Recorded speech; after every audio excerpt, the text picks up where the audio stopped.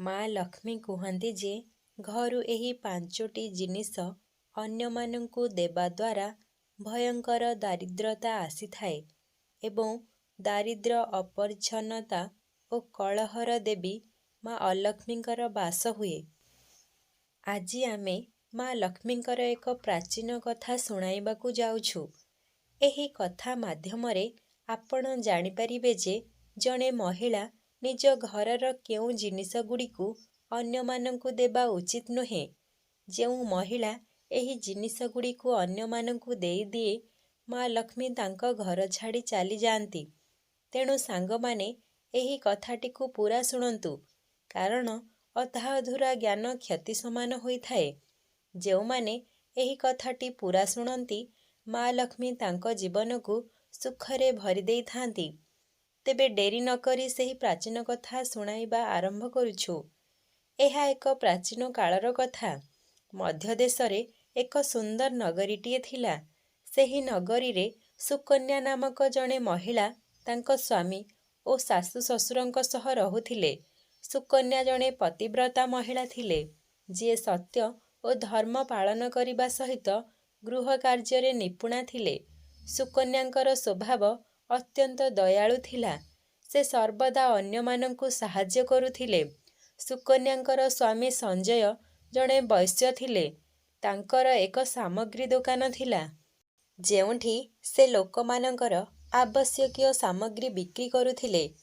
ସୁକନ୍ୟା ତାଙ୍କ ସ୍ୱାମୀଙ୍କୁ ବହୁତ ଭଲ ପାଉଥିଲେ ଏବଂ ତାଙ୍କୁ ପରମେଶ୍ୱର ମାନି ସେବା କରୁଥିଲେ। ସୁକନ୍ୟା ପ୍ରତିଦିନ ସ୍ୱାମୀଙ୍କ ଆଗରୁ ଉଠୁଥିଲା, ଘରର ଅଗଣାକୁ ପରିଷ୍କାର କରୁଥିଲା, ରଙ୍ଗୋଲି ତିଆରି କରି ଅଗଣାକୁ ସଜାଉଥିଲା। ତାପରେ ଘରକୁ ସଫା କରି ସ୍ନାନ କରି ତୁଳସୀଙ୍କୁ ଜଳ ଦେବା, ଦେବୀ ଦେବତାଙ୍କୁ ପୂଜା କରୁଥିଲା। ଏହିପରି ସେ ପ୍ରତିଦିନ ନିଜର ନିତ୍ୟକର୍ମ ସାରି ଦେଉଥିଲା। ସୁକନ୍ୟା କେବେ କାହାର ଅପମାନ କରିଦେଉନଥିଲା। ସେ ସମସ୍ତଙ୍କ ସହ ମିଠା କଥାବାର୍ତ୍ତା କରୁଥିଲା। ଯେଉଁମାନେ ସୁକନ୍ୟାକୁ ଦେଖି କହୁଥିଲେ, ଏଇ ତ ସାକ୍ଷାତ୍ ମା' ଲକ୍ଷ୍ମୀଙ୍କର ଗୁଣ ଗାଉଥିବା ମହିଳା। ସେ ନିଜ ପରିବାରର କେତେ ଯତ୍ନ ନେଉଛନ୍ତି। ଏହା ବ୍ୟତୀତ ସୁକନ୍ୟା ଦାନ ଧର୍ମ କରିବା ସମୟରେ କେବେ ହାତ ପଛକୁ ଟାଣୁ ନଥିଲା। ତାଙ୍କ ଦ୍ୱାରକୁ ଯେଉଁ ବ୍ୟକ୍ତି ଆସୁଥିଲା, ସେ ତାଙ୍କୁ ଖାଲି ହାତରେ ଯିବାକୁ ଦେଉନଥିଲା। ଯେଉଁ ଭୋକିଲା ତାଙ୍କ ଘରକୁ ଆସୁଥିଲା, ସେ ପେଟ ଭରି ଖାଇ ଫେରୁଥିଲେ। ଏତିକି ନୁହେଁ, ସୁକନ୍ୟା ତାଙ୍କ ପଡ଼ୋଶୀଙ୍କୁ ମଧ୍ୟ ସାହାଯ୍ୟ କରନ୍ତି। ତାଙ୍କ ପଡ଼ୋଶୀରେ ଥିବା ଗରିବ ଓ ଦୁଃଖୀ ଲୋକଙ୍କୁ ସେ ପ୍ରତିଦିନ ଖାଦ୍ୟ ଦେଉଥିଲେ। ପଡ଼ୋଶୀମାନଙ୍କୁ ଯାହା ଆବଶ୍ୟକ ତାହା ସବୁ ଦେଉଥିଲେ। ଏହି କାରଣରୁ ତାଙ୍କ ପଡ଼ୋଶୀମାନେ ତାଙ୍କୁ ବହୁତ ସମ୍ମାନ କରୁଥିଲେ। ସେମାନେ କହୁଥିଲେ, ଏହି ଘରର ଭାଗ୍ୟ କେତେ ଉଜ୍ଜ୍ୱଳ। ସୁକନ୍ୟା ତ ସାକ୍ଷାତ୍ ଦେବୀ। ମା' ଅନ୍ନପୂର୍ଣ୍ଣା ସୁକନ୍ୟା ରୂପରେ ଜନ୍ମ ନେଇଛନ୍ତି, ଯିଏ ସର୍ବଦା ଦାନ ଧର୍ମ କରୁଛନ୍ତି। ଲୋକମାନେ ଯେତେବେଳେ ତାର ପ୍ରଶଂସା କରୁଥିଲେ, ସୁକନ୍ୟା ଆଦୌ ଗର୍ବ କରୁନଥିଲା। ଏକଦା ସୁକନ୍ୟାଙ୍କ ପଡ଼ୋଶୀ ତାଙ୍କ ଘରକୁ ଆସିଲେ। ସୁକନ୍ୟା ତାଙ୍କୁ ସ୍ୱାଗତ କରି ପ୍ରେମରେ କହିଲେ, ଆରେ ବୋହୂ, ତୁମକୁ ଆମ ଘରକୁ ସ୍ୱାଗତ। ତୁମେ କେଉଁ କାରଣରୁ ଆସିଛ? ଯଦି କେଉଁ ଜିନିଷ ଦରକାର, ତେବେ କୁହ, ମୁଁ ନିଶ୍ଚୟ ତୁମର ସାହାଯ୍ୟ କରିବି। ପଡ଼ୋଶୀ ମହିଳା କହିଲା, ଆରେ ସୁକନ୍ୟା ବୋହୂ, ଆଜି ମୋ ଘରକୁ ବହୁ ସମ୍ପର୍କୀୟ ଆସିଛନ୍ତି। ସେମାନଙ୍କ ପାଇଁ ମୁଁ ଖାଦ୍ୟ ତିଆରି କରୁଛି। ତେଣୁ ମୁଁ ତୁମ ପାଖରୁ ରୁଟି ତିଆରି କରିବା ପାଇଁ ଚଲଣା, ବେଲଣା ଓ ତାୱା ନେବା ପାଇଁ ଆସିଛି। ଯଦି ତୁମେ କିଛି ସମୟ ପାଇଁ ଏଗୁଡ଼ିକ ଦେଇପାର, ତେବେ ତୁମର ଉପକାର ହେବ। କାମ ସରିଲା ପରେ ମୁଁ ତୁରନ୍ତ ଫେରାଇ ଦେବି। ସୁକନ୍ୟା କହିଲା, ଆରେ ବୋହୂ, ଏଥିରେ ବଡ଼ କଥା କ'ଣ ଅଛି? ମୁଁ ସେସବୁ ଆଣି ଦେଉଛି। ତାପରେ ସୁକନ୍ୟା ତୁରନ୍ତ ରୋଷେଇ ଘରକୁ ଯାଇ ଚକଲା, ବେଲଣା ଓ ତାୱା ଆଣି ଦେଇଦେଲା। କିଛି ସମୟ ପରେ ଆଉ ଜଣେ ସୁକନ୍ୟା ଘରକୁ ଆସିଲା। ସୁକନ୍ୟା ତାଙ୍କୁ ପ୍ରେମରେ ସ୍ୱାଗତ କରି କହିଲା, ଆରେ ବୋହୂ, ତୁମେ ମୋ ଠାରୁ କ'ଣ ଚାହଁ? ନିଃସଙ୍କୋଚରେ କୁହ, ମୁଁ ତୁମର ନିଶ୍ଚୟ ସହାୟତା କରିବି। ସେ କହିଲା, ଆରେ ସୁକନ୍ୟା ବୋହୂ, ମୋ ଘର ମଇଳା ହୋଇଯାଇଛି ଏବଂ ଘର ସଫା କରିବା ପାଇଁ ଯେଉଁ ଝାଡ଼ୁଟା ଥିଲା, ସେଟା ନଷ୍ଟ ହୋଇଯାଇଛି। ଯଦି ତୁମେ ତୁମ ଘରର ଝାଡ଼ୁଟା ଦେଇପାରନ୍ତ, ତେବେ ତୁମର ବହୁତ ଉପକାର ହେବ। ମୁଁ ଘର ସଫା କରି ତୁମକୁ ଫେରାଇ ଦେବି। ସୁକନ୍ୟା କିଛି ବିଚାର ନ କରି ନିଜ ଘରର ଝାଡ଼ୁ ତାକୁ ଦେଇଦେଲା। କିଛି ସମୟ ପରେ ଆଉ ଜଣେ ମହିଳା ସୁକନ୍ୟା ଘରକୁ ଆସିଲା। ସୁକନ୍ୟା ତାଙ୍କୁ ପ୍ରେମରେ ସ୍ୱାଗତ କରି କହିଲା, ତୁମେ ମୋ ଠାରୁ କ'ଣ ଚାହଁ? ମୁଁ ତୁମର ନିଶ୍ଚୟ ସାହାଯ୍ୟ କରିବି। ସେ ମହିଳା କହିଲା, ସୁକନ୍ୟା ବୋହୂ, ତମେ ବହୁତ ବଡ଼ ଦୟାଳୁ।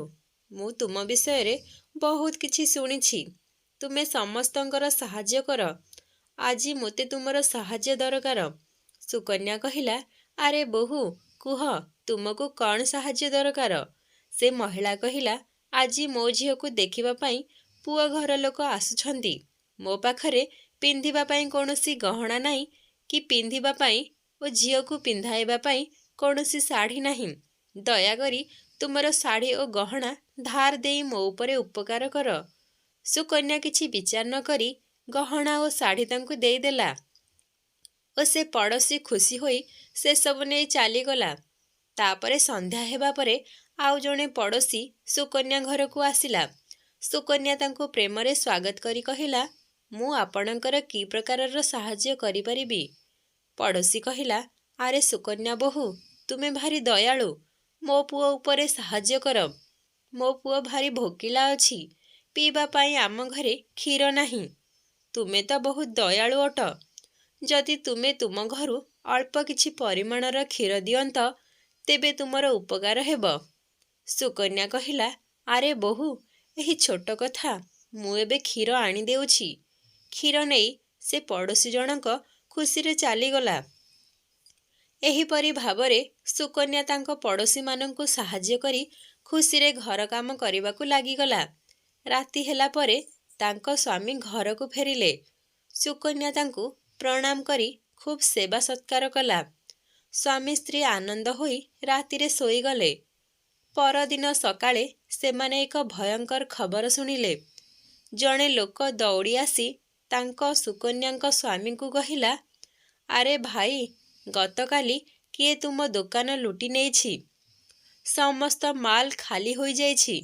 ସୁକନ୍ୟାର ସ୍ୱାମୀ ବ୍ୟସ୍ତ ହୋଇ ଦୋକାନକୁ ଦୌଡ଼ି ଯାଇ ଦେଖିଲା ବେଳକୁ ସବୁ ମାଲ ଓ ଧନ ଚୋରି ହୋଇଯାଇଛି। ସେ ଦୁଃଖୀ ଓ ନିରାଶ ହୋଇ ଘରକୁ ଫେରି ସବୁ କଥା ସୁକନ୍ୟାକୁ କହିଲେ।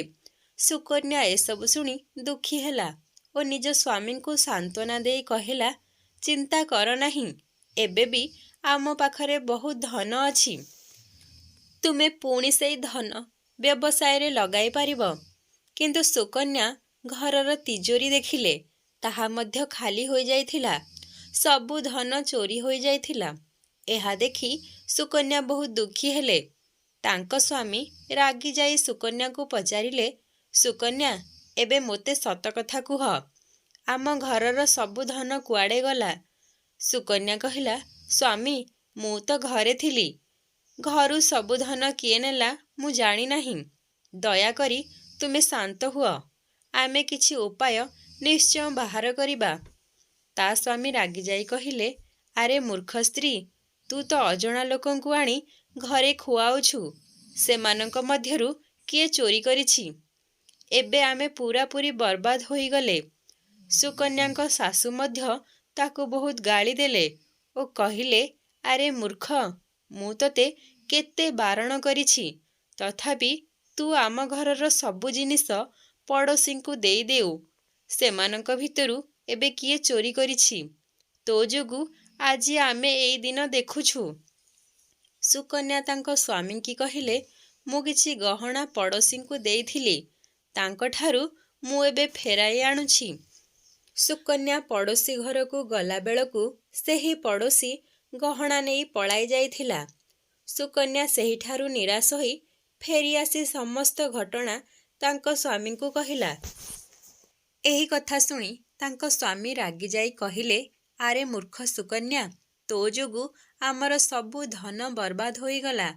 ତୁ ଏବେ ଆମ ଘରୁ ଚାଲିଯା। ସୁକନ୍ୟା କହିଲା, ସ୍ୱାମୀ, ଆପଣଙ୍କ ବିନା ମୋର ଏହି ସଂସାରରେ, ଏହି ଦୁନିଆରେ କେହି ବି ନାହାନ୍ତି। ମୁଁ କୁଆଡ଼େ ଯିବି? କିନ୍ତୁ ତାଙ୍କ ସ୍ୱାମୀ କିଛି ବି ଶୁଣୁନଥିଲେ।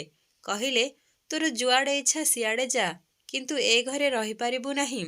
ସୁକନ୍ୟା କାନ୍ଦି କାନ୍ଦି ସେ ଘର ଛାଡ଼ି ଚାଲିଗଲା। ସେ ଚାଲି ଚାଲି ଲକ୍ଷ୍ମୀ ମାଙ୍କ ମନ୍ଦିରକୁ ଯାଇ ଲକ୍ଷ୍ମୀ ମାଙ୍କୁ ପ୍ରାର୍ଥନା କଲା, ହେ ମା, ମୁଁ ଏପରି କେଉଁ ପାପ କରିଛି ଯେଉଁଥିପାଇଁ ମୋତେ ଏହି ଦଶା ଭୋଗ କରିବାକୁ ପଡ଼ୁଛି? ମୁଁ ତ ନିତିଦିନ ତୁମର ଭକ୍ତିର ସହ ପୂଜା କରୁଥିଲି, ତଥାପି ତୁମେ ମୋ ଘର ଛାଡ଼ିଲ କାହିଁକି? ସୁକନ୍ୟା ସେଠାରେ ବସି ଚିନ୍ତା କରୁଥାଏ କି ମୋ ସ୍ୱାମୀ ତ ମୋତେ ଗ୍ରହଣ କରୁନାହାନ୍ତି, ମୁଁ ବଞ୍ଚି ରହି କ'ଣ କରିବି? ଏହା ଚିନ୍ତା କରି ସେ ନଦୀ ଆଡ଼କୁ ପ୍ରାଣତ୍ୟାଗ କରିବାକୁ ଗଲା। ସେ ନଦୀ ତଟରେ ବସି ମା ଲକ୍ଷ୍ମୀଙ୍କୁ ପ୍ରାର୍ଥନା କରି କହିଲା, ହେ ମା, ମୁଁ ପ୍ରାଣତ୍ୟାଗ କରିବାକୁ ଯାଉଛି। ଯଦି ମୋ ପୂଜାରେ କୌଣସି ତ୍ରୁଟି ରହିଯାଇଛି ତେବେ ମୋତେ କ୍ଷମା କରିଦେ। ମୁଁ ମୋ ସ୍ୱାମୀଙ୍କ ବିନା ବଞ୍ଚିପାରିବି ନାହିଁ। ସୁକନ୍ୟା ନଦୀକୁ ଡେଇଁବାକୁ ଯାଉଥିବା ବେଳେ ସ୍ୱୟଂ ମା ଲକ୍ଷ୍ମୀ ପ୍ରକଟ ହୋଇ କହିଲେ, ରୁହ ସୁକନ୍ୟା, ତୁ ଏ କ'ଣ କରୁଛୁ? ସୁକନ୍ୟା ଆଖି ଖୋଲି ଦେଖିଲା ସ୍ୱୟଂ ମା ଲକ୍ଷ୍ମୀ ତା ସାମ୍ନାରେ ଠିଆ ହୋଇଛନ୍ତି।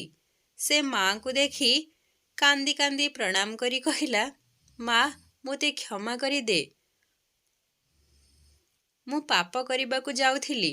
ମା କହିଲେ, ସୁକନ୍ୟା, ମନୁଷ୍ୟ ସ୍ୱୟଂ ନିଜର ପ୍ରାଣତ୍ୟାଗ କରିବା ଉଚିତ ନୁହେଁ। ଏହା ମହାପାପ ଅଟେ।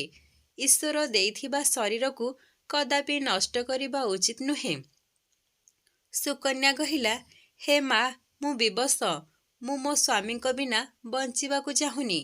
ମା କହିଲେ, ସୁକନ୍ୟା, ମୁଁ ଜାଣେ ତୋ ସ୍ୱାମୀ କାହିଁକି ତୋତେ ତ୍ୟାଗ କରିଛନ୍ତି। ଏହା ତୋ ଭୁଲ କାରଣରୁ ହୋଇଛି। ତୁ ଅଜାଣତରେ ବହୁତ କିଛି ଜିନିଷ ଦାନ କରିଛୁ, ଯାହା ହେତୁ ମୋତେ ତୋ ଘର ଛାଡ଼ିବାକୁ ପଡ଼ିଲା। ଯେଉଁ ମହିଳା ଏହି ଜିନିଷଗୁଡ଼ିକୁ ଦାନରେ ଦେଇଦିଏ, ମୁଁ ତା ଘର ଛାଡ଼ି ଚାଲିଯାଏ। ସୁକନ୍ୟା ପଚାରିଲେ, ହେ ମା, ଦୟାକରି କୁହ, ସେଗୁଡ଼ିକ କେଉଁ ଜିନିଷ? ମୋତେ କୁହ। ମା ଲକ୍ଷ୍ମୀ କହିଲେ, ସୁକନ୍ୟା, ମୁଁ ତୋତେ ସେହି ଜିନିଷ ବିଷୟରେ କହୁଛି, ଧ୍ୟାନ ଦେଇ ଶୁଣ, ଯାହା କୌଣସି ମହିଳାଙ୍କୁ ବା ଅନ୍ୟ ମହିଳାମାନଙ୍କୁ ଦେବା ଉଚିତ ନୁହେଁ। ପ୍ରଥମ ଜିନିଷ, ଚକଲା, ବେଲଣା ଓ ତାୱା। କୌଣସି ମହିଳା ଅନ୍ୟମାନଙ୍କୁ ଚକଲା, ବେଲଣା ଓ ତାୱା ଦେବା ଉଚିତ ନୁହେଁ। ରୋଷେଇ ଘରେ ଏହି ଜିନିଷଗୁଡ଼ିକର ମହତ୍ତ୍ୱ ଅଧିକ ହୋଇଥାଏ। ଏହି ଜିନିଷଗୁଡ଼ିକ ସର୍ବଦା ପବିତ୍ର ରହିବା ଉଚିତ। ଏହି ଜିନିଷଗୁଡ଼ିକରେ ଭଗବାନ ବିଷ୍ଣୁଙ୍କର ପ୍ରସାଦ ତିଆରି କରାଯାଏ ଏବଂ ତାୱାରେ ତିଆରି ହୋଇଥିବା ରୁଟି ପ୍ରଥମେ ଗୋମାତାଙ୍କୁ ଦିଆଯାଏ। ଅନ୍ୟମାନଙ୍କୁ ଏଗୁଡ଼ିକୁ ଦେଲେ ଏହା ଅଶୁଭ ଫଳ ପ୍ରଦାନ କରେ। ସୁକନ୍ୟା, ତୁ ତୋ ଘରର ଚକଲା, ବେଲଣା ଓ ତାୱା ପଡ଼ୋଶୀକୁ ଦେଇ ପ୍ରଥମ ଭୁଲ କରିଛୁ। ଦ୍ୱିତୀୟ ଜିନିଷ, ଝାଡ଼ୁ। ତୁ ତୋ ଘରର ଝାଡ଼ୁ ପଡ଼ୋଶୀକୁ ଦେଇଛୁ, ଯେଉଁଥିରେ ମୋର ବାସ ରହିଛି। ଝାଡ଼ୁ ମୋର ଅତ୍ୟନ୍ତ ପ୍ରିୟ। ଝାଡ଼ୁ ମୋର ପ୍ରତୀକ ଅଟେ। ଝାଡ଼ୁ ଦାନ କଲେ ଘରୁ ଲକ୍ଷ୍ମୀ ଚାଲିଯାଏ ଓ ଦାରିଦ୍ର୍ୟତା ପ୍ରବେଶ କରେ। ଝାଡ଼ୁରେ ଘରର ସ୍ୱଚ୍ଛତା ହୁଏ। ଯେଉଁଠି ସ୍ୱଚ୍ଛତା ଥାଏ ସେଠାରେ ମୁଁ ବାସ କରେ। ଝାଡ଼ୁକୁ ସର୍ବଦା ଲୁଚାଇ ରଖିବା ଉଚିତ। ଏହା ଉପରେ ବାହାର ଲୋକଙ୍କର ଦୃଷ୍ଟି ପଡ଼ିବା ଉଚିତ ନୁହେଁ। ଝାଡ଼ୁ ଏକ ପବିତ୍ର ଜିନିଷ। ଏହାକୁ ପାଦରେ ଛୁଇଁବା ଉଚିତ ନୁହେଁ। ଏହାଦ୍ୱାରା ଅପବିତ୍ର ଜିନିଷ ସଫା କରାଯାଏ ନାହିଁ। ତୃତୀୟ ଜିନିଷ, ଗହଣା। ଜଣେ ମହିଳା ନିଜର ଗହଣା ଅନ୍ୟକୁ ଦେବା କଦାପି ଉଚିତ ନୁହେଁ।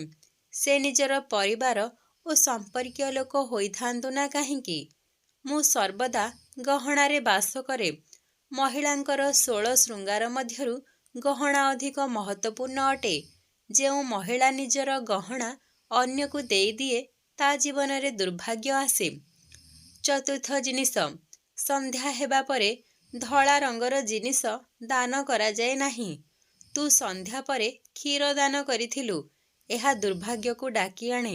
ଧଳା ରଙ୍ଗର ଜିନିଷ ଯେପରି କ୍ଷୀର, ଚାଉଳ, ଦହି, ଧଳା ପୋଷାକ ଆଦି ସନ୍ଧ୍ୟାରେ ଦାନ କରାଯାଏ ନାହିଁ। ଏହା ଚନ୍ଦ୍ରମା ଓ ଶୁକ୍ଳ ପକ୍ଷ ସହ ବିଶେଷ ଭାବରେ ଜଡ଼ିତ। ସନ୍ଧ୍ୟା ସମୟରେ ରଜଗୁଣ ଓ ତମଗୁଣ ବଢ଼େ, ଯାହା ହେତୁ ଧଳା ରଙ୍ଗର ଶକ୍ତି କ୍ଷୀଣ ହୋଇଯାଇଥାଏ। ମା ଲକ୍ଷ୍ମୀ କହିଲେ, ସୁକନ୍ୟା, ମୁଁ ତୋତେ ଏବେ ଏହି ଜିନିଷ ବିଷୟରେ କହିଦେଇଛି। ଏଗୁଡ଼ିକୁ କେବେ ବି ଅନ୍ୟମାନଙ୍କୁ ଦେବା ଉଚିତ ନୁହେଁ। ସୁକନ୍ୟା କହିଲା, ହେ ମା, ମୁଁ ଭୁଲ କରିଦେଇଛି। ମୁଁ ଏହି ବିଷୟରେ ଅଜଣା ଥିଲି। ଦୟାକରି ମୋତେ କ୍ଷମା କରିଦିଅ। ପ୍ରାୟଶ୍ଚିତ୍ତର ଉପାୟ କହିଦେ ମା। ମା ଲକ୍ଷ୍ମୀ କହିଲେ, ସୁକନ୍ୟା, ଏବେ ତୁ ପ୍ରାୟଶ୍ଚିତ୍ତ କରିସାରିଛୁ। ଏବେ ତୁ ତ ଘରକୁ ଫେରି ଯା। ମୁଁ ତୋତେ ସମସ୍ତ ଧନ ସମ୍ପତ୍ତି ଫେରାଇ ଦେଉଛି। ଏତିକି କହି ମହାଲକ୍ଷ୍ମୀ ଅନ୍ତର୍ଦ୍ଧାନ ହୋଇଗଲେ। ସୁକନ୍ୟା ନିଜ ଘର ଆଡ଼କୁ ଫେରୁଥିବା ବେଳେ ତାଙ୍କ ସ୍ୱାମୀ ତାଙ୍କୁ ଖୋଜୁଥିଲେ। ସେ ସୁକନ୍ୟାକୁ ଦେଖି କ୍ଷମା ମାଗି କହିଲେ, ସୁକନ୍ୟା, ମୋତେ କ୍ଷମା କରିଦେ। ମୁଁ ତୋତେ ବହୁତ ଗାଳି ଦେଇ ଘରୁ ବାହାର କରିଦେଇଥିଲି। ଏହି ଭୁଲ ମୁଁ କରିଦେଇଛି। ତୁ ତ ସାକ୍ଷାତ ଦେବୀ। ମା ଲକ୍ଷ୍ମୀଙ୍କ କୃପାରୁ ଆମେ ଆମର ସମସ୍ତ ସମ୍ପତ୍ତି ଫେରି ପାଇଛୁ। ଯେଉଁମାନେ ଆମର ସବୁ ଧନ ଚୋରି କରିଥିଲେ ସେମାନେ ଆମର ଧନ ଫେରାଇ ତୋ ନାମରେ କ୍ଷମା ମାଗିଛନ୍ତି।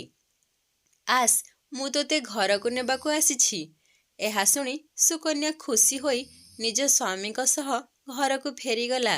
ମା ଲକ୍ଷ୍ମୀଙ୍କ କୃପାରୁ ତାଙ୍କ ଘରେ ପୁନର୍ବାର ସୁଖ ସମୃଦ୍ଧି ଫେରିଆସିଲା। ସୁକନ୍ୟା କେବେ ବି ଏହି 4ଟି ଜିନିଷ କାହାକୁ ଦେଲା ନାହିଁ ଓ ପୁରା ଭକ୍ତି ଓ ଶ୍ରଦ୍ଧାର ସହ ମା ଲକ୍ଷ୍ମୀଙ୍କର ପୂଜା ଆରାଧନା କଲା, ଯଦ୍ୱାରା ଦମ୍ପତିଙ୍କ ମଧ୍ୟରେ ପ୍ରେମ ସମ୍ପର୍କ ଆହୁରି ନିବିଡ଼ ହେଲା ଓ ଘରେ ସୁଖ, ଶାନ୍ତି ଓ ସମୃଦ୍ଧି ଲାଗି ରହିଲା। ଦର୍ଶକ ବନ୍ଧୁ, ଭିଡ଼ିଓଟିକୁ ଏହିଠାରେ ସମ୍ପୂର୍ଣ୍ଣ କରୁଛି।